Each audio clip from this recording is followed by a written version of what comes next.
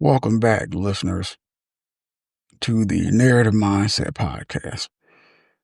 Here at the Narrative Mindset Podcast, I basically narrate, narrate my mindset and try to do it in a surreal storytelling way that includes a little bit of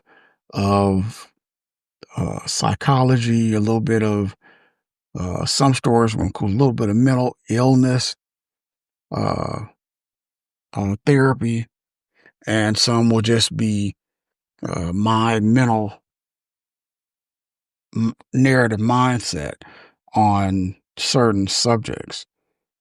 I appreciate you tuning in today to this episode. When you get time, go back and view previous episodes so that you can kind of understand the view of this podcast. Also, feel free to download, uh, stream, or subscribe, or leave a comment. Feel free to rate uh, my episodes. I am just starting out, so it will get better. As a matter of fact, I just to include some information with you all, I do my podcast in my dining room, and I had a microphone. I think it was a HyperX microphone, I believe, and it's a pretty good microphone. But I thought about it and I said, well, let me try it. I ended up getting a Troy Studio, which is a little box, a little padded box. And I put my microphone in there and tried to do that. And that was okay, but it wasn't really the quality that I was looking for. So then I said, okay, what else can I do? So I kept looking and looking and looking. And then I was going to get I was going to get one of the professional microphones. Uh, I forget what it's called. Uh, a Shure microphone. I was going to get one of those, but when I went to go get it, it didn't have the microphone itself was like, I think I could get one for like $100, but then you had to get the XLR plug, and that was like $149. And I said, well, let me keep looking. So I found a microphone. Uh, I think it's called Five Fine microphone, and it's pretty much the same thing as the Shure microphone. That's the one I'm using right now, and it has controls on the back of the microphone. It has a headphone jack in the back of the microphone, but it's still you still have to it has its own like noise filter, but you still have to do a little extra that I found out. So I kept going, and I end up luckily I got it's a the microphone basically has its own studio. So once I got that figured out and put on, now the sound sounds much richer, much better quality.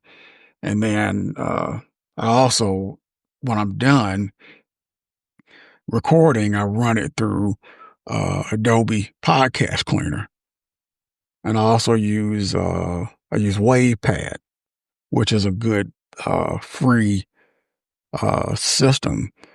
But usually after I'm done with Adobe Podcast Cleaner, that cleans it up pretty good. So just to give you all a little bit of information on just in case you have your own podcast, or you plan on starting your own podcast, or you're wondering what kind of equipment to get or whatever. That's the equipment that I have. And I would recommend the Fine. You can get it on eBay, on Amazon. I definitely would recommend that over the HyperX microphone. HyperX is like, I think, I don't know, maybe 20 or $30. The Fi Fine is, uh, that one is, I think 79, I think. It's a little bit more expensive, but it is a much better, microphone. And then I would recommend getting the little round thing that goes over the microphone, and uh, it's got the little air filter up front to, I forget what it's called, for your breath or whatever.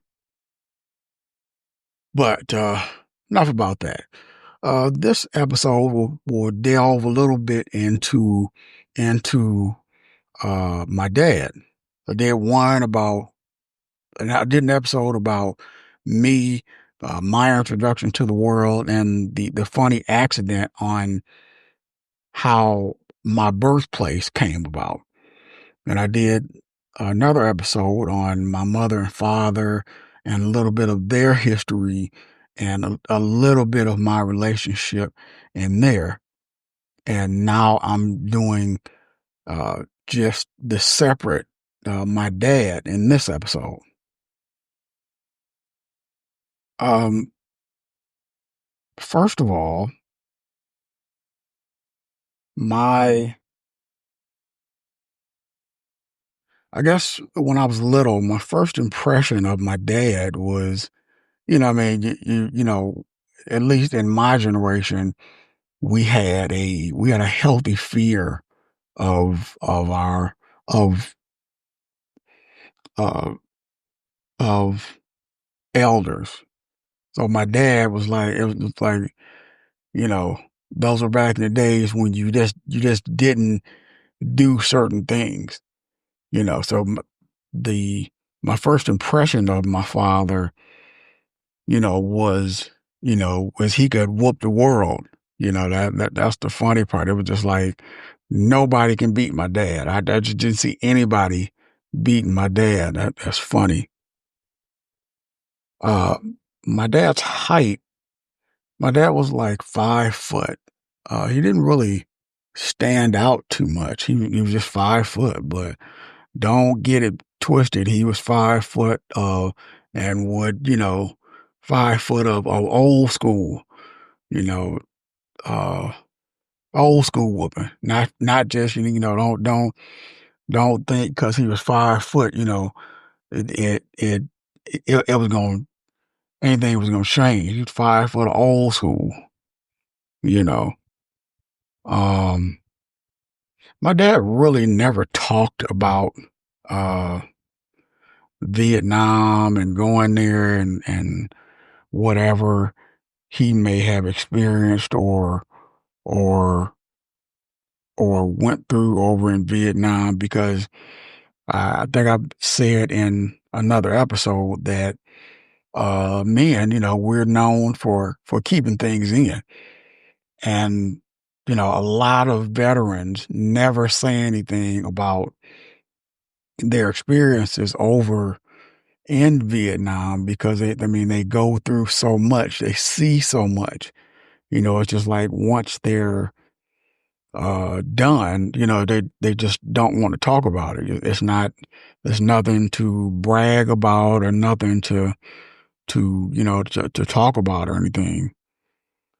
As far as the war, it, I believe it did shape the man that my father became, because it made him, much more angrier, much tougher, much more, like a really cutthroat, uh, uh, a really cutthroat kind of person.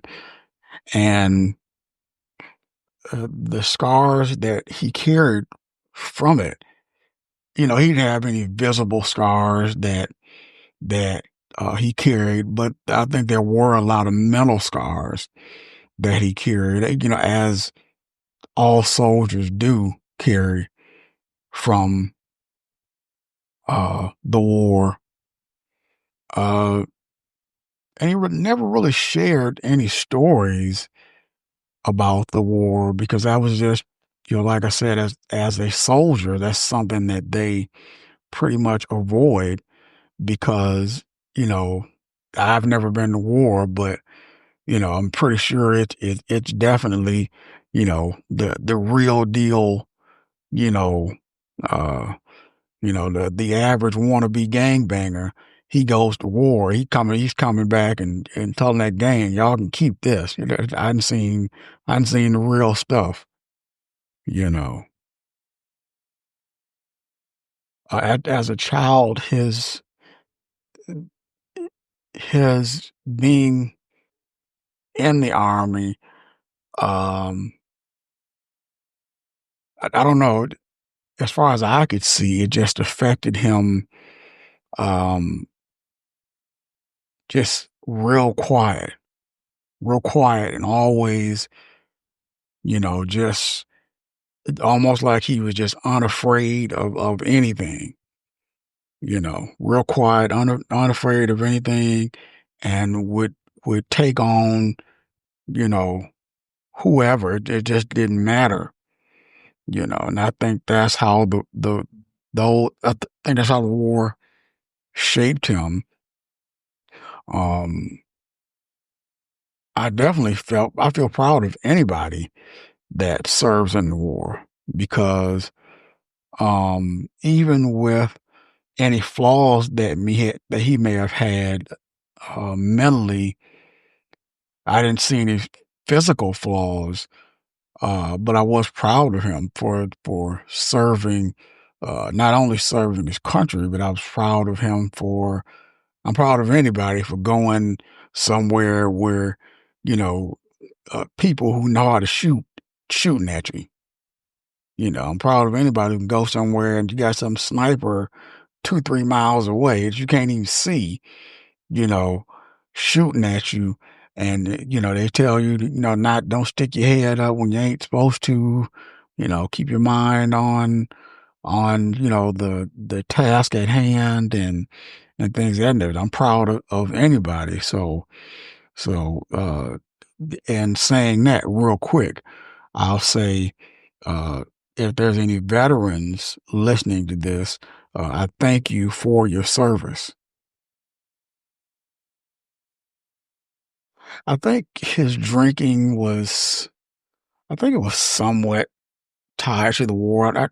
It may not have been uh, directly tied to the war, but it did have a link to it because a lot of soldiers, they go over there and they come back on drugs or with diseases, and some of them don't come back at all. Some of them come back, burned up or maimed or whatever. And as far as his drinking starting before the war, I wasn't born before he went to the war, so I don't really know when, if he was a drinker before the war. My mom did tell me that that he was a really nice person before he went to the war. Alcohol also, I believe, did magnify the darker parts of his personality because my mother told me he was a much nicer person before he went to the war. And, and he, after the war, he was, he was, a mean guy, woman beater, just as far as I was told, he was like, did a 360, you know.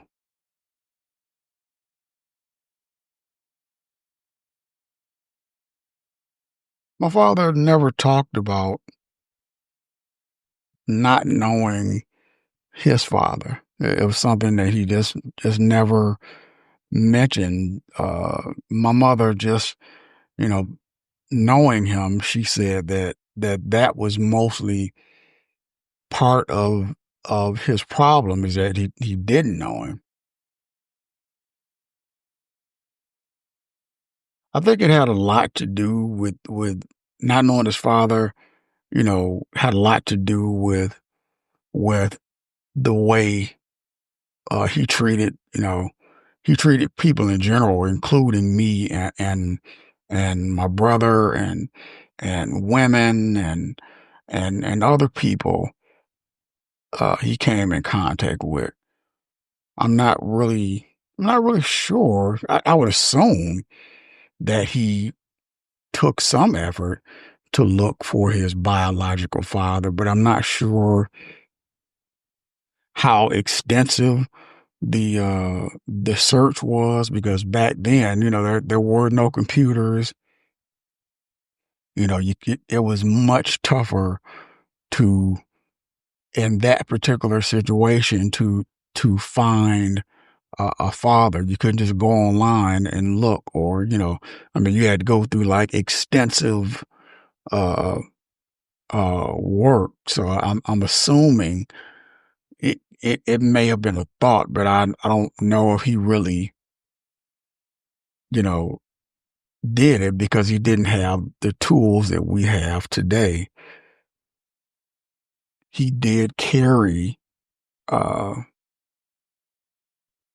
well, actually, let me take that back. He didn't carry resentment about the fact about the fact that missing piece in his life. He never, that I knew of, he never really complained about it and whatever. Because, like I said, my father was, he was too much of a tough guy, and I really never saw him, uh, break down or anything like that. As far as my grandfather, his stepdad, uh, he did the best that he could as far as uh, filling that gap because my grandfather was, I mean, was one of was one of the good examples of a father that a kid who doesn't know his father. I mean, he was a perfect example that I know of.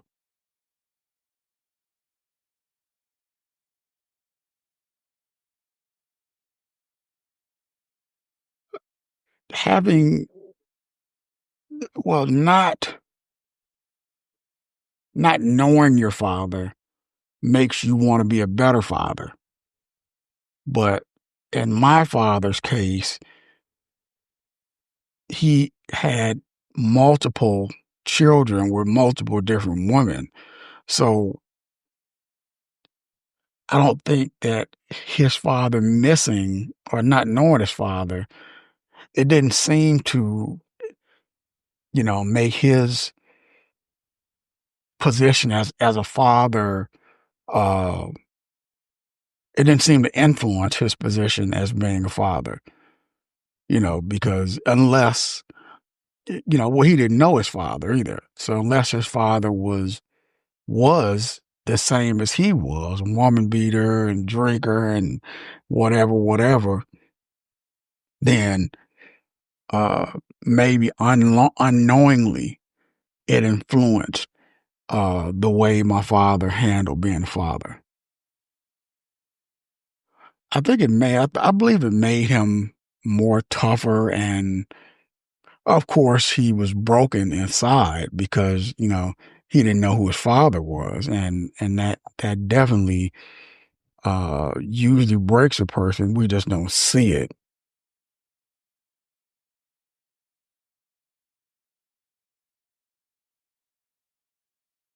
I don't feel that I don't think I repeated any of my father's struggles because my father was a hard worker. He just, there were times he just didn't go to work, but when he did work, it was like he told me one time, he said, I'll break the bank. We live right next door to his job. And the only time he came home, was to make a sandwich. That's it. He come home, make a sandwich, go back to work. Come home, have a quick sip of beer, go back to work, back and forth, back and forth, back and forth. So I don't think that I repeated any of his struggles because I, I chose to do different things. I didn't get hooked on, alcohol. I was never a woman beater or anything like that. Now, if you want me to say that my brother repeat any of his struggles, yes, because at one point in time, my brother was on his way to being an alcoholic.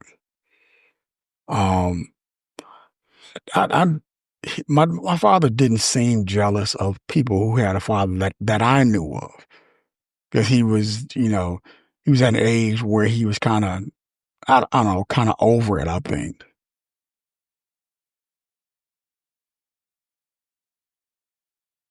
Well, I think he did want to do better, and that there may have been some parts he didn't know how. Because I said when you know how to do better, you do better. So some things could be blamed on he didn't know because he didn't have a father.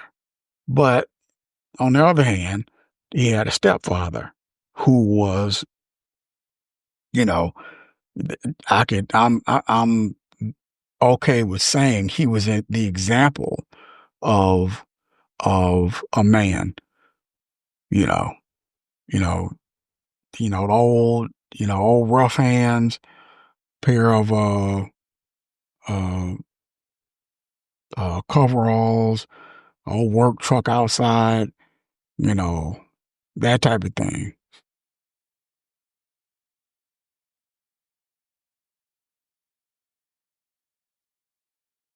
I realized that I was mom and dad divorced when I was 7 years old, but unfortunately, me and my brother had to experience my father and my mom downstairs fighting, and that's just you know I was young. I think I was 5 or 6 or something like that. We had to experience that. I experienced my uncle and my auntie fighting and all kinds of stuff. So that type of thing is definitely triggering for me because I didn't really, it's different when you experience it.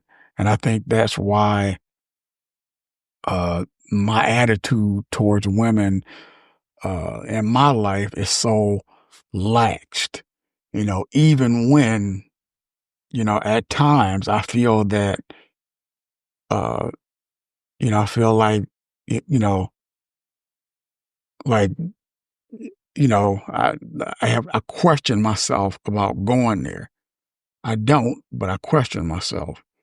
But I think that that's why I'm so lax as far as that's concerned, because I actually, my mother heard my mother fighting my dad, when I was younger, and that was all firsthand, and,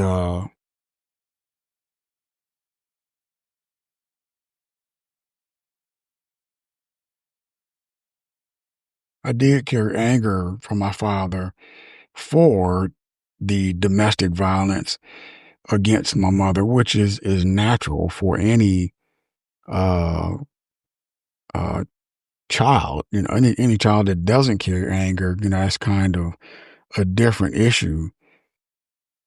Um I never feared that I would become like him because I think because of his domestic violence nature, I was way more had more whatever you call it, holdback. I forget the exact word for I had more holdback, more resistance from that. Uh, when you layer up the the times that you experience and have the option to to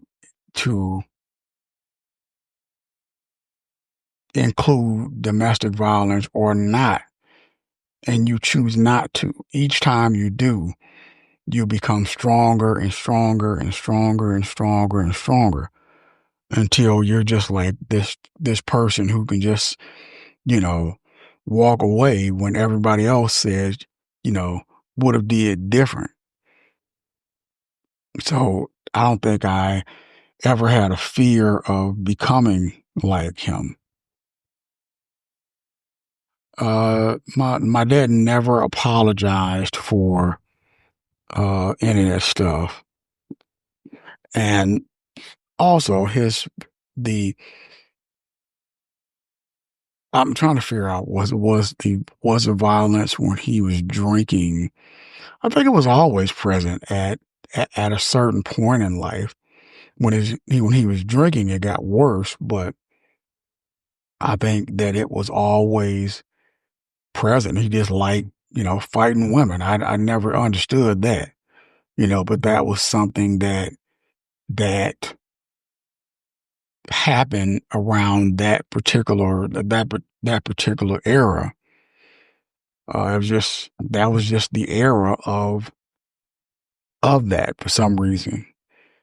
Um, I don't, that I know of, family really never tried to intervene, uh, because it usually happened when family wasn't there. So they never were there to intervene.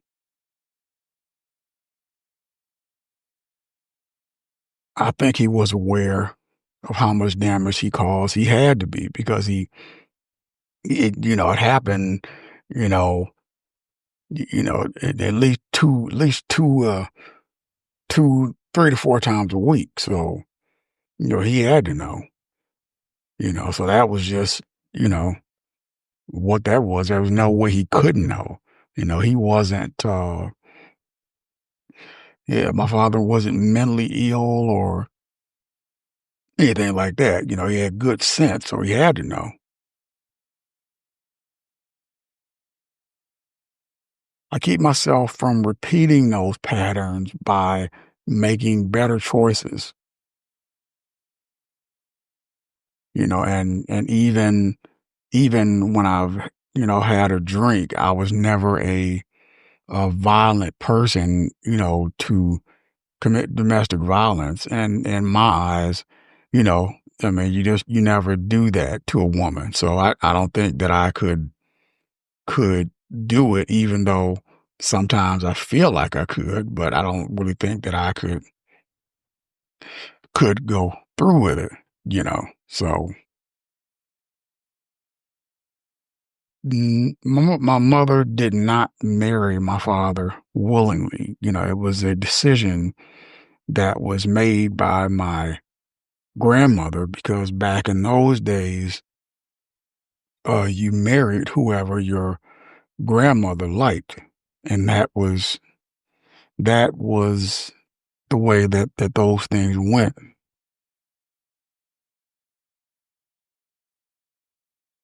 Parents back in those days had total experience over your choice over who you were with, and that's one reason why I say I thank my grandmother for me being here because my mother, she wanted to marry her high school sweetheart. And if that had have happened, I wouldn't be here.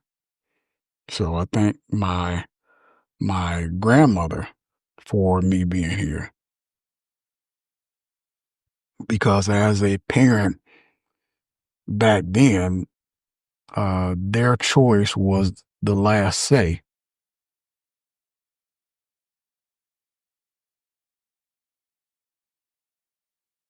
Yeah, my mother was very resentful of her mother making her marry my father because that was who she liked, and she wanted to marry her high school sweetheart, who she ended up marrying later in life. But yes, my mother was very resentful about that, and I also think that she did feel trapped in that marriage, and I think that, in my opinion, I feel that in that entire situation, I think that, and I can't blame her because after I say this, I can't really blame her for doing this because you with a woman beater who you really didn't want to marry anyways. He cheating, you doing this, going to work when he get ready, and all this. Also, I can't blame her when I say this, but I do feel like my mother, when she closed her eyes, she dreamed of the life she wanted. Uh, she dreamed of when she closed her eyes, and it didn't include, me, my brother, or my father, because she didn't want to marry. So I think that um, that she did feel trapped, and I think uh, she constantly said how much that she resented her mother for the choice that she made her make. Uh, I don't really think my grandmother really knew what kind of man my father was, or maybe she didn't. Um, maybe she didn't. Uh, I don't know. Maybe she didn't. Maybe she ignored it, or maybe she was only stuck on the good parts. Because from what I was told, my father lived right next door to them. So maybe she, maybe, I don't know, maybe she only knew paid attention to the good parts, I guess. I don't know. But, but I don't think well, let me take that back. Let me take all that back. My grandmother wasn't stupid.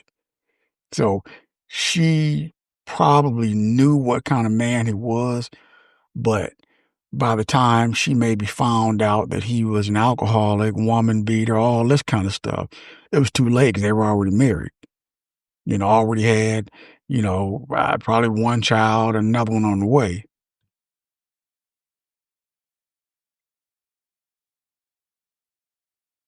No,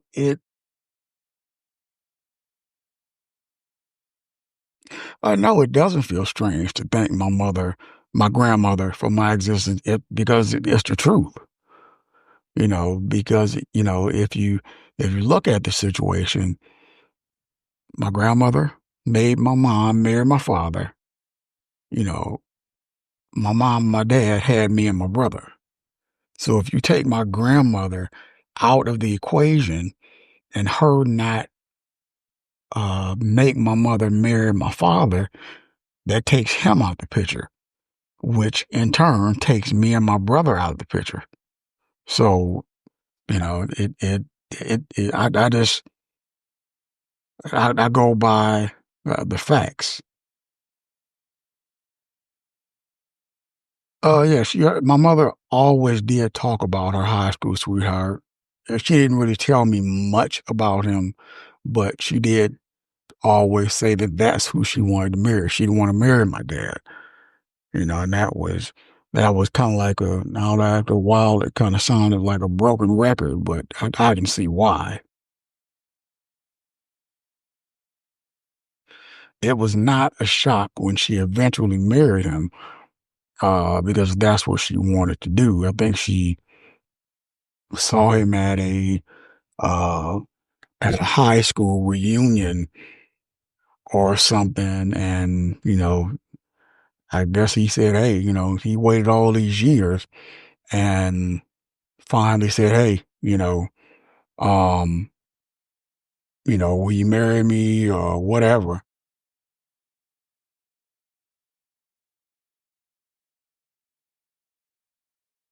At this point, I don't really, I'm not upset with him about, they end up getting married and they're together. No, I'm not upset with him about them being married. I am a little bit upset about the fact that my mother, you know, she had all this resentment against her sisters and her mother and my dad and whoever else and this, that, and that. You got all this stuff piling on top of each other. And then she finally gets to a point to where, she sees her high school sweetheart at a reunion. He said, "Hey, would you marry me?" She says, "Yes." Okay. So in her mind, she's thinking, "Okay, we're finally uh getting married, so now I can finally, you know, be be the woman I always wanted to be. I can finally be the wife and not be the full load carrier of everything." And after they got married, he ended up having uh, two strokes. One he didn't even know about. So now, you know, he's, bedridden and she's taking care of him. She's old. And, it's just like, you know, it, it almost looked like, God took her life up to that point and just said, "Oh, you think it can't get no worse?" And then just flipped it, and told her, "Hey, well, this is what you wanted. This is what you wanted. Here it goes." So that's the only thing uh, that I resent him about is not being uh, the man that my mother needs, and needed when she met him. That's the only thing that I resent him for, But I do appreciate him. He's a good person. I appreciate him for who he is, but at this point, it's like, okay, you've been talking about your high school sweetheart your whole life. You wanted to marry him. Now you married him. Okay, let's. I mean, we're not even to the first hump yet because they got married, then the strokes, then bedridden, and she been taking care of him ever since. So it's like, you know,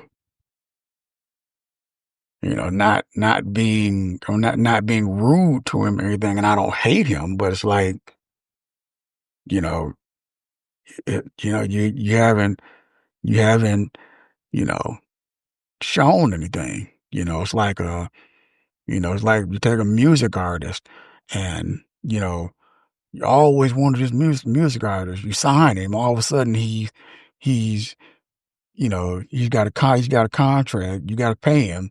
He's paralyzed, bedridden, and you gotta, you know, it's in the contract that you got to uh, pay for his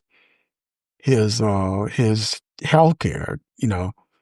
It's like, okay, it's not making sense right now.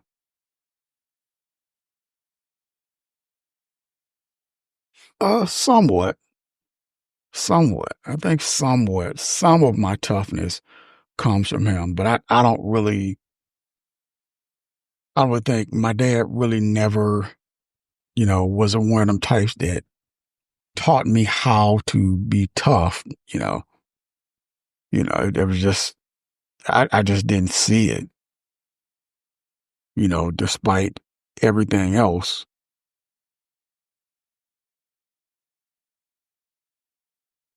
I think the war included parts of the man he became, but I don't really was it inside him? I think the war included a lot of parts of what he became. I'm not sure I can say that the war made him an alcoholic or the war made him a a woman beater or whatever. The war did uh put armor around the fact that he didn't have a father. So it just, I don't know, I guess it kind of amplified it.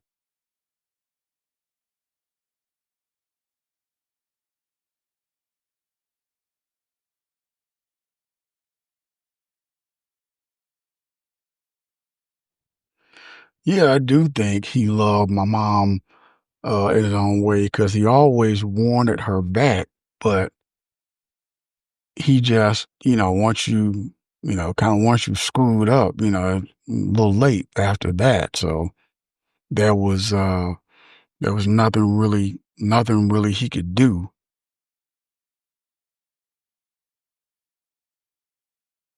My father, he loved me in a different way. In a different way. He loved me in a different way. It was kind of I think the love was in his strictness, I believe. It wasn't a mother's love. It was a true, strict father's love.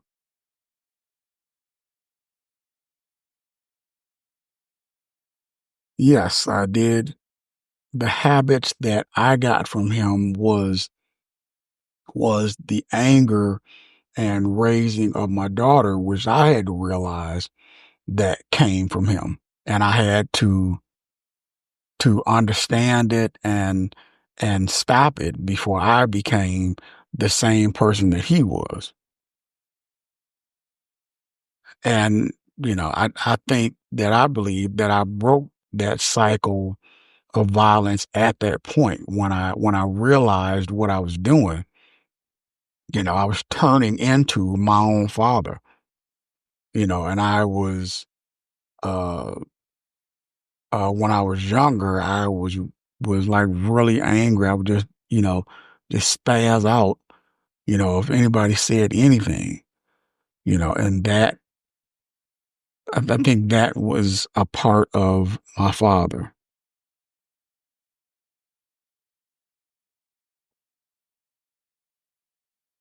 I mean, it was real simple. My life would have been different if my mom didn't marry. If my mom married her high school sweetheart from the beginning, I wouldn't be here. It's black and white. I see my father's story as it was a lesson of what not to do because my father it was just who he was, around that time, and it was a lesson on the absence of a father, the effects that war can have on a father, the effects of drinking, of domestic violence, of cheating, of multiple children by multiple different women. Um, ultimately, my father's entire life was, you know, uh, paying child support and then he had a son, then he had another two sons by another lady, and it was just it was a mess for a while, and that was the way uh, he died in peace. But that was uh, the only comfort that he had when uh, when he got on disability and they couldn't take his money. That was the only comfort he had. But that'll be it for this episode. Thank you for listening. I'll see you in the next episode. Free audio post-production by alphonic.com.